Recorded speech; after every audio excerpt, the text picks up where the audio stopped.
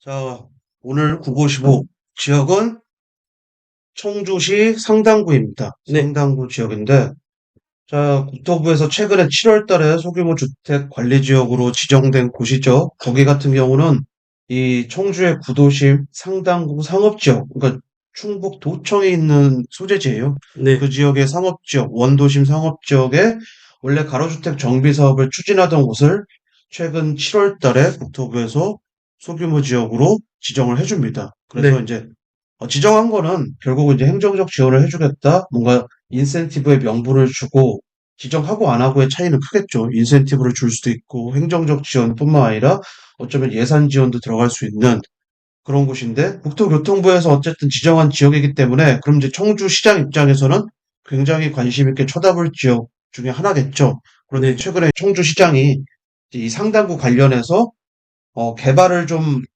자유롭게 왕성하게 좀 하겠다라고 했는데 그 굳이 상업지역인데 그런 얘기를 할 이유가 있는가? 서울 종로구와 비슷하게 상업지역이지만 그 상업지역의 용도를 제대로 활용하지 못하는 그런 상업지역인 거죠. 왜 네, 그렇죠? 문화재가 많아서. 네, 그렇습니다. 자, 그래서 좀 여기 어떤 제한이 좀 걸려 있는지, 과연 청주시장이 이 제한을 풀 수 있는지, 서울 오세훈 서울시장은 종로구의 이 상업지역에 이 문화재 보호 관련된 제한을 풀지 못했는데 지금도 못 풀고 있고 역대 서울시장도 한 명도 못 풀었는데 과연 청주시에서는 이걸 풀 수 있을지 한번 보겠습니다. 네, 우선 문화재 공간 정보 서비스 정부 공식 사이트입니다. 정부 공식 사이트고, 그리고 각 구역별로 지금 이렇게 문화재가 디테일하게 이렇게 규정이 되어 있는데요.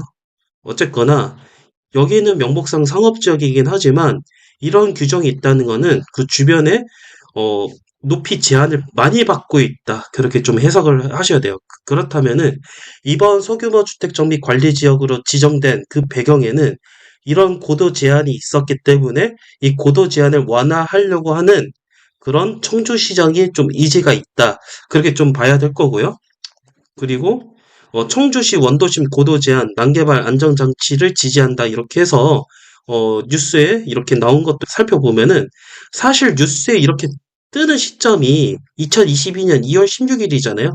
어쩌면 내부적으로 이런 그 고도 제한 완화를 위한 국토교통부와 협의가 이미 사전에 좀 있었을 것이고 이번에 7월 달에 터뜨렸다. 그렇게 좀 해석을 해볼 수 있죠. 그렇게 해서 청주시장이 업적으로 그렇게 대대적으로 홍보를 하겠죠.